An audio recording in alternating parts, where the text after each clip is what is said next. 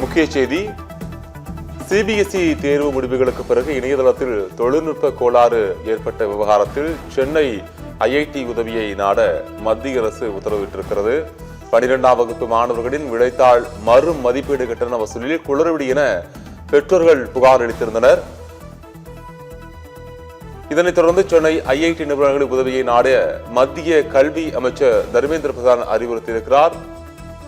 இணையதளம் சீராகவும் நம்பகத்தன்மையுடனும் செயல்படுவது உறுதி செய்யப்படும் என மத்திய கல்வி அமைச்சர் தெரிவித்திருக்கிறார்.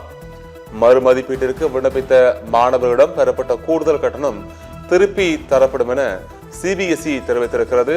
பாதிக்கப்பட்ட அனைத்து மாணவர்களுக்கும் நிவாரணம் தரப்படும் எனவும் சிபிஎஸ்இ உறுதியளித்திருக்கிறது. சிபிஎஸ்இ தேர்வு முடிவுகளுக்கு பிறகு இணையதளத்தில் தொழில்நுட்ப கோளாறு ஏற்பட்ட விவகாரத்தில் தற்போது சென்னை ஐஐடியை நாடுவதற்கு மத்திய அமைச்சர் தர்மேந்திர பிரதான் உத்தரவிட்டிருக்கிறார். 12ஆம் வகுப்பு மாணவர்களின் விடைத்தாள் மறு மதிப்பீட்டு கட்டண வசூலில் குளறுபடி என பெற்றோர்கள் புகார் அளித்திருந்தனர். இதனைத் தொடர்ந்து சென்னை ஐஐடி நிபுணர்களிடம் உதவியை நாட மத்திய கல்வி அமைச்சர் தர்மேந்திர பிரதான் தற்போது அறிவுறுத்தியிருக்கிறார்.